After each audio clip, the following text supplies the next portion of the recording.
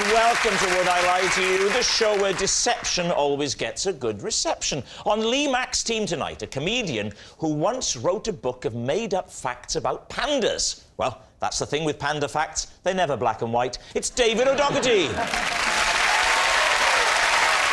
A breakfast TV presenter who tells us what the day's weather is going to be like, saving us all the arduous task of looking out of the window. It's a BBC Weather's Carol Kirkwood. And on David Mitchell's team tonight, a Glasgow-born comic who'll mix delicately spun lies with good old-fashioned Scottish aggression. It's Susan Calman.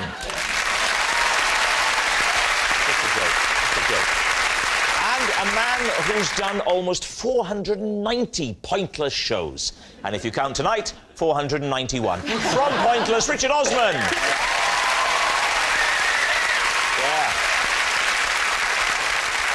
So to round one, Home Truths, where our panellists read out a statement from the card in front of them. To make things harder, they've never seen the card before, so they've no idea what they'll be faced with. It's up to the opposing team to sort the fact from the fiction.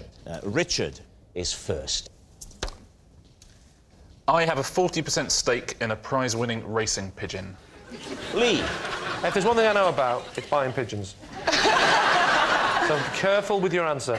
Tell me now, Richard, how much do you pay for 40% of a pigeon? We paid £600. Ah, you were robbed. And it's about £70 a month to keep them, which is £70 a month? Yeah. Wow. That is a lot of trill. We don't feed him trill. What do you feed him? IPO, steroids. Oh, well, fine. £70 a month? What are you taking him to Alton Towers? What are you doing with him? Firstly, he's got to be housed, he's got to be fed, Yes, he's got to be trained. In a wooden shack. Yeah. I'm not going to Has he leave got him a in wooden bungalow? shack. This is a prize winner. Well, you say prize winner. What has he won? He won the Prix Calais. Yeah. And he's won some local things, but that's the proper deal. Pre-PRIX. Correct. How many pigeons were in the race? It's about 450. It's less than 500, but more than 100. It's Come it's a lot. on, 500. The sky would be black then with pigeons. It's the Germans, they're back. They released in Calais and they raced all the way to... Well, they race home. And where's home? Essentially, well, his is up in Lancashire. Right. What's the pigeon's name? It's called Cobbold Joe. Cobbold, C-O-B-B-O-L-D. Cobbled Joe. Cobbled Joe. It's because the original, as you know about racing pigeons, right? Oh, I do know about racing Toddy pigeons. Cobbold. Yeah. Toddy Cobbold was the grandfather. Yeah. And so we chose that name. That's nice. So is that true? Is there a pigeon called Tolly Cobbold? Don't know. You said you knew Mixing it about up with someone from a Hovis advert. Are there any distinctive markings? So just if there were some pigeons there, say Trafalgar Square, I'd be able to, oh, that's Cobbled Joe, down in London for the sales. I'm going to be honest. I would struggle to choose her out of a pigeon parade. Really? But Her, and she's called Joe. Yeah. So is it Joe with no E? Yeah. That's fine. Short for Joanna. I think I might have this. Yeah. I don't think lady pigeons do the racing because they would be pregnant some of the time. I tell you what, she better not be. It was only a cuddle, wasn't it, Richard? Do you go and watch do you go and when they go off, do you watch it? I have seen the pigeon race once. Yeah. How much of the race did you see? I've seen the pigeon release. You've seen the release. Have you ever seen a pigeon land? Yeah, I've seen You were there when the pigeon yeah. landed? No, You've never seen a pigeon land? right, I've seen a pigeon land, yeah. Yes? But not under racing conditions. Is that right? You've just seen a pigeon land in its spare time? Yeah, exactly. So you've only ever seen...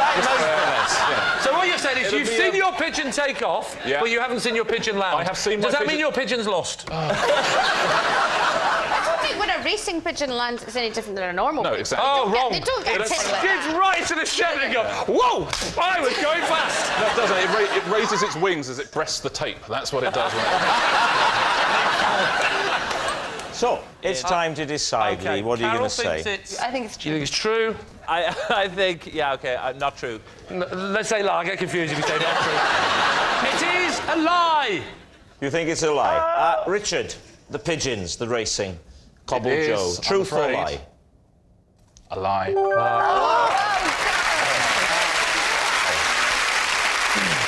Yes, it's a lie. Richard doesn't have a 40% stake in a prize-winning racing pigeon. Carol, you're next. I was rumbled at a dinner party after serving up a shop-bought pie and pretending I'd made it myself. David. What was in the pie? Steak and kidney. And what shop did you buy it from? I bought it from a local butcher. Did you make a big deal of saying, oh, look at my homemade steak and kidney pie, isn't it lovely? Unfortunately, I did, Oh. yes. I waxed lyrical. And who were the people that you were trying to impress so much that you were homemaking, but you didn't know well enough to say, I just bought this from a nice They were the butcher? parents of a good friend of mine who'd been really kind to us, and I wanted to do something nice for them. What, repay them by lying? How did they find out? That's Yes. the question. That's the Well, important issue, Carol. This was actually quite a bit awkward because we were all sitting there having a lovely meal, beautiful smells. I was saying, I'm so glad I've made this because I know steak and kidney is your absolute favourite. So, knife and fork in. How surprising, this is chicken and ham. Oh, dear. Were you tempted to just go with it, pause, and then go, well, how do you make it? And so what happened when they realised your deceitful ways?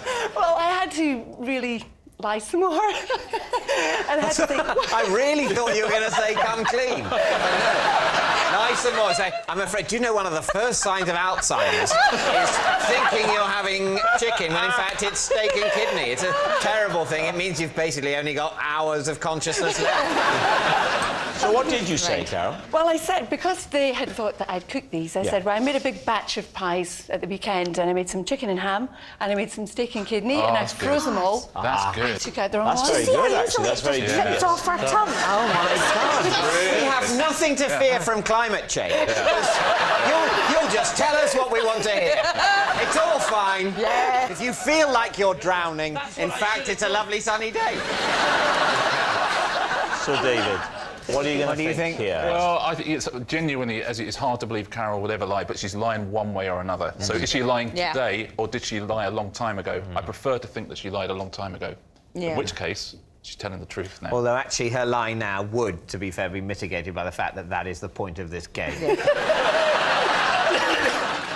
I'll be devastated because I've watched Carol and loved Carol for some period of time, and I'll be slightly devastated and I'll have to take the shrine down that I've got in the house. But I'll take that shrine down. She probably is telling the truth in that she lied. Don't throw the shrine away, by the way. Well, we can have a little chat about it. So, David, you think it's the I truth? think we think it's true. You think it's the truth? Right, Carol Kirkwood. Was it the truth or was it a lie? It was the truth. Oh.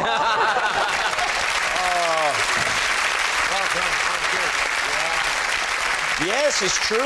Carol was rumbled at a dinner party after serving up a shop-bought meal and pretending she'd made it herself. Susan, you're next.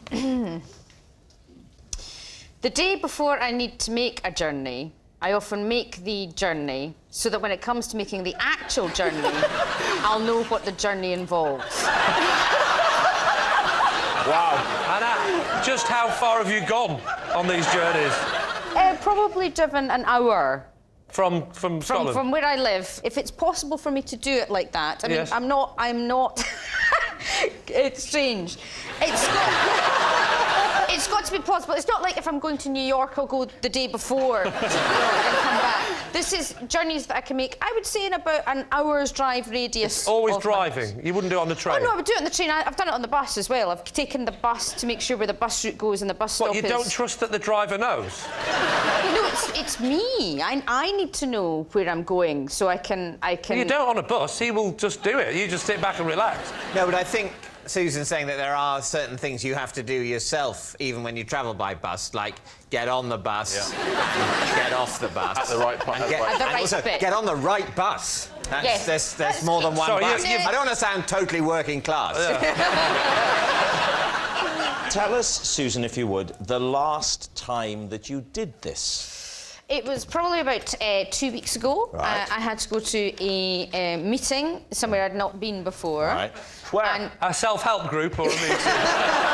You were going for self-help about stop being so anxious about going for journeys, and you Yeah. even wrecked that. There must have been quite a few of you hanging outside the meeting place the day before. Yeah. So I drove from my house to the location, looked at what the parking restrictions were so I could have the right change with me.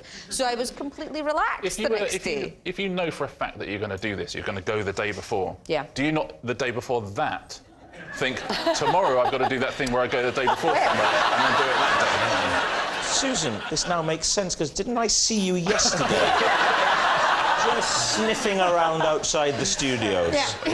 Did an event happen in the past such that you once arrived somewhere and went, oh, I wish I'd come here yesterday and I could have foreseen this terrible situation? Like when JFK was shot. Yes, I've always been haunted by that. If only I'd been there. He'd at gone the day time. before, he'd have known when to duck.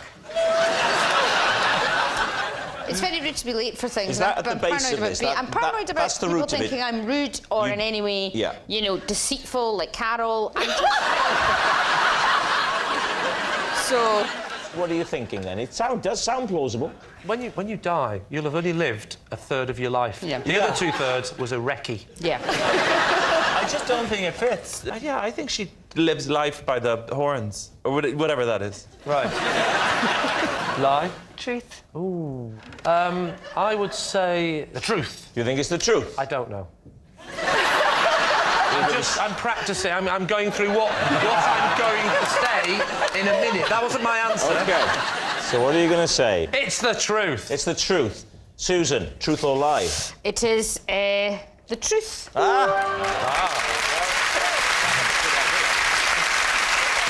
Yeah, it's true. The day before Susan needs to make a journey, she'll often make that journey so that she knows what that journey involves. Right. Our next round is called This Is My, where we bring on a mystery guest who has a close connection to one of our panellists. Now, this week, each of Lee's team will claim it's them that has the genuine connection to the guest, and it's up to David's team to spot who's telling the truth. So please welcome this week's special guest, Ian.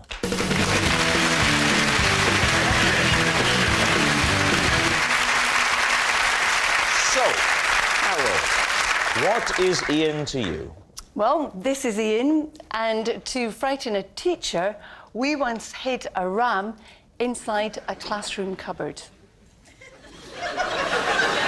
Lee, how do you know Ian? This is Ian. He is the supermarket delivery driver who accidentally trapped me in the back of his van and drove me to his next drop-off point. And finally, David, what's your relationship with Ian? This is Ian. He is a skydiver who got blown off course and almost knocked me off my bike.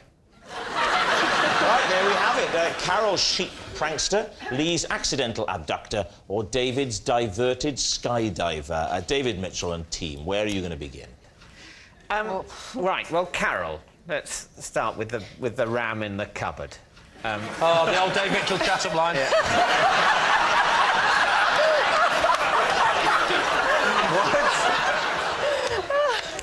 Why did you put a ram in a cupboard? Well, Ian and I went to school together in the Highlands, and often you would see the sheep and the rams just, you know, meandering into the school grounds. Yeah. And this particular day, one came in. So the ram wanders into the school grounds? Yes. And you think, oh, that's fine, it'll be quite docile, I dare say it'll agree to get into a cupboard. Well, what happened was the teacher was late. He was quite often late, and we were in a wee porta cabin out the Are you back saying of the school. teacher was a drinker?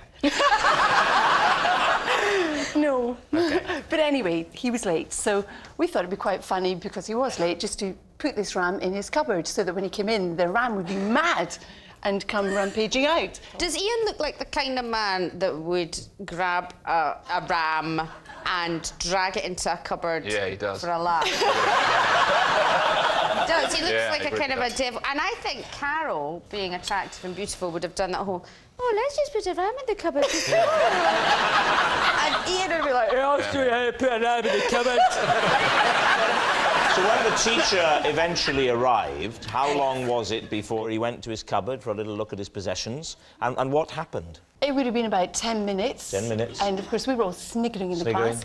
He opened the door. Opened the this door. angry ram came rampaging right out at him. Is that where the word Rampaging. rampaging comes from? Well, that's when you're trying to contact a ram in the 1980s.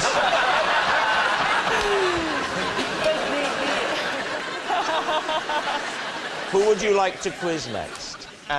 David, could you describe how Ian, was it nearly hit you? Yeah, skydiving.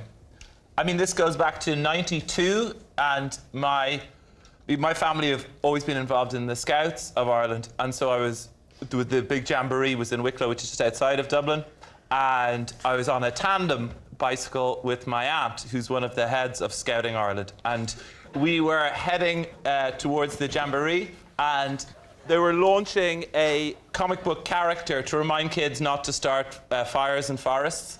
And he was called Fire Dog, and his catchphrase was, "Don't start a fire, woof." And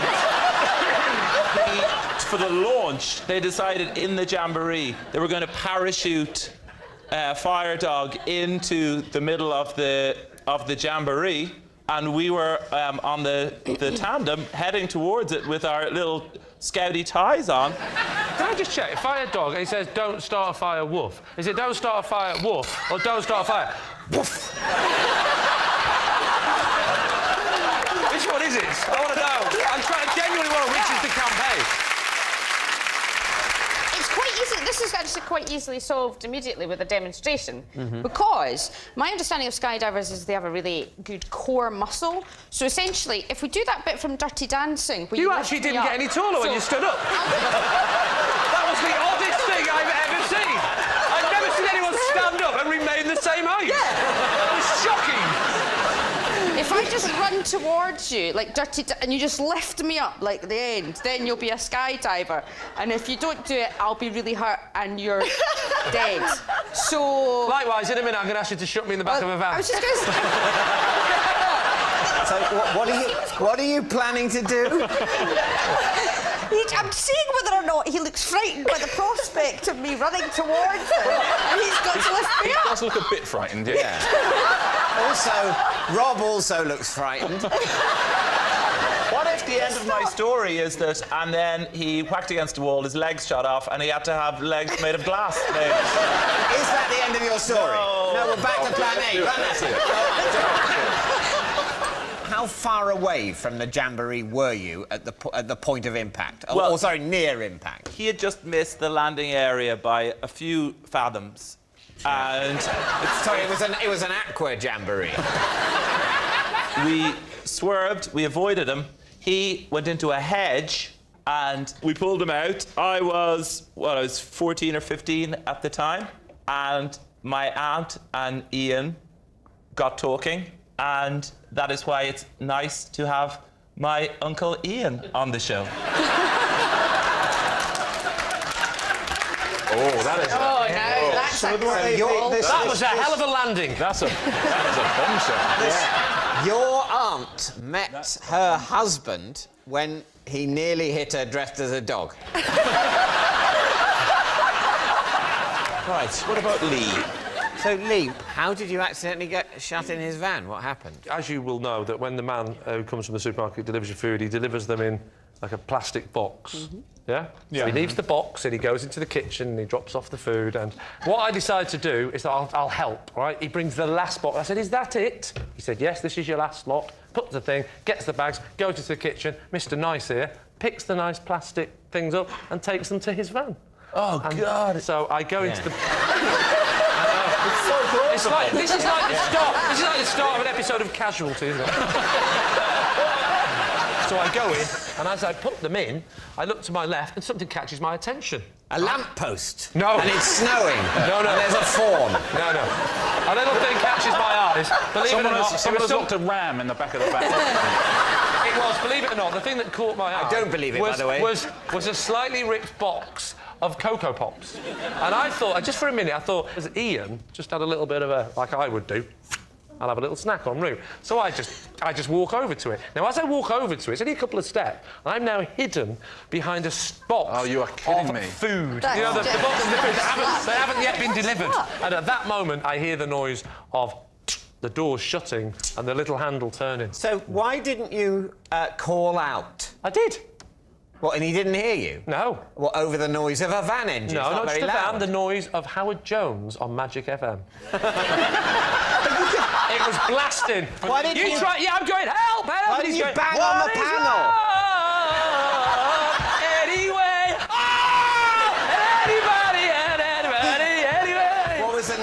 was at... I mean, it might not be true, but God, it was dramatic.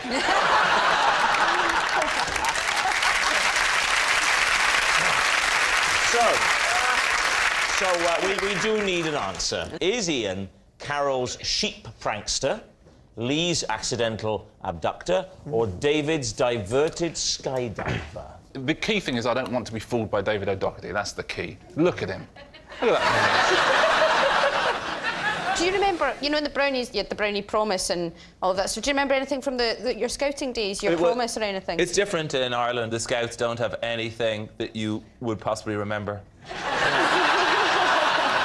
No promises, no value system, other than if you see a dog go into a hedge, you marry it. I would say Carol. I think it's You say David. Carol? I think it's David. You say Carol, you say David. I think it's David. So you're So we're going gonna go therefore with David. We're going with okay. David. Ian, would you please reveal your true identity? My name is Ian. Carol and I frightened our teacher by hiding a ram in the classroom cupboard. Yes, Ian is Carol's sheep prankster. Thank you very much, Ian.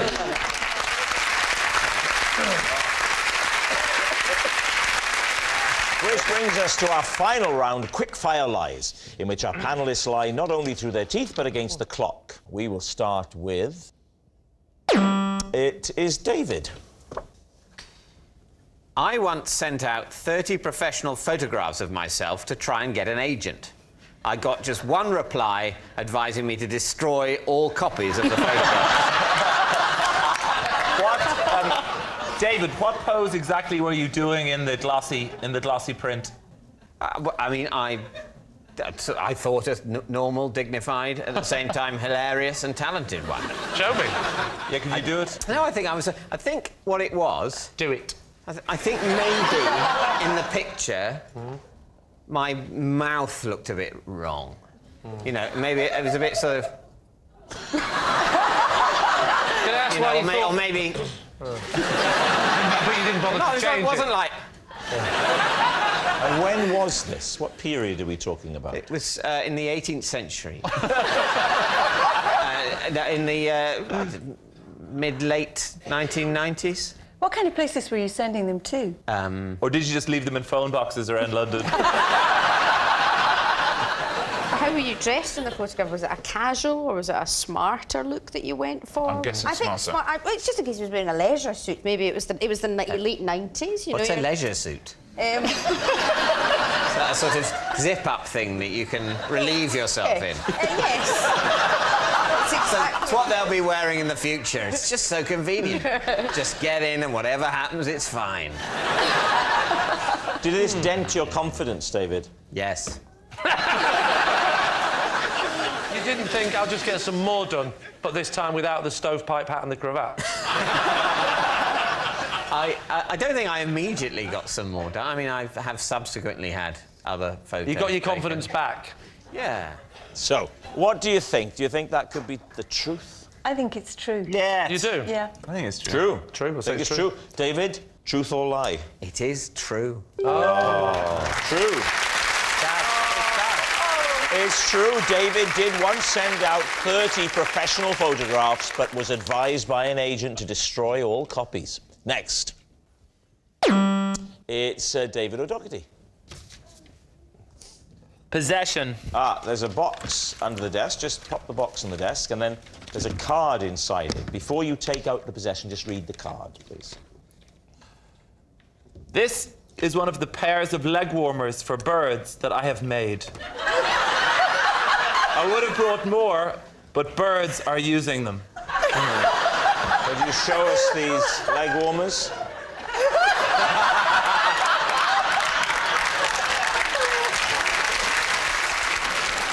I live beside the canal, and the swans are very unhappy around there.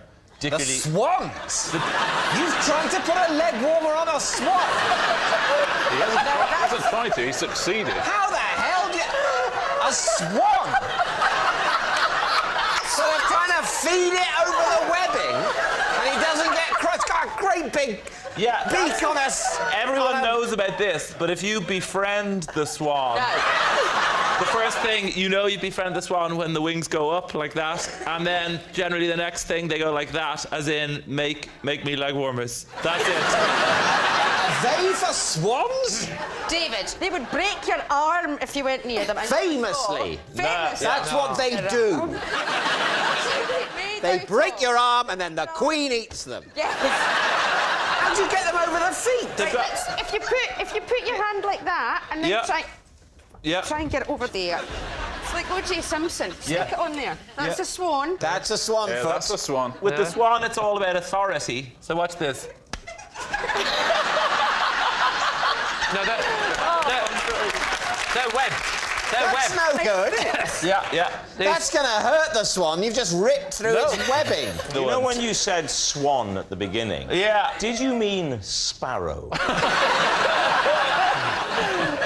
David, it's time to take a guess. I mean, I don't know which way you're going to go on this.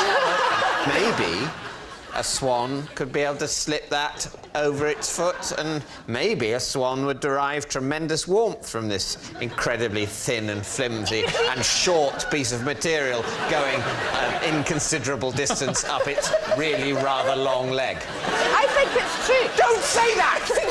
Don't say, because that's the sort of... That's what happens to your mind in this game. You say, and you start thinking, oh, yeah, of course, the fact that he said swan and it seems impossible is exactly what's so plausible about it. If you people don't start taking this a bit more seriously, I'm going to bring my Uncle Ian out here again. So what are you going to go for? I think we're going to say lie. Lie? You're saying it's a lie. I'd just David like to say, O'Doherty. Rob, Yes. if it's true, Yes. I don't care. David, truth or lie? I'm afraid my tale of swan leg warmers is a lie. Who'd have thought it? Who'd have thought it? Yes, it's a lie. David doesn't make leg warmers for birds. And that noise signals time is up. It's the end of the show, and I can reveal that David's team have 2 points and Lee's team has 4. But of course, it's not just a team game. My individual liar of the week this week is David O'Doherty. Yes, David O'Doherty. He's made the show like a massive bed and lied in it. Good night. What I Like to You returns in 2 weeks' time. There's room in the guest host chair for Frank Skinner. Here next on Have I Got News For You. Brand new for BBC Two, a unique tour through history with a time traveller's guide to Elizabethan England. While on BBC Three, can Sherlock rise to the challenge? It's a battle of wits for the detective in The Great Game.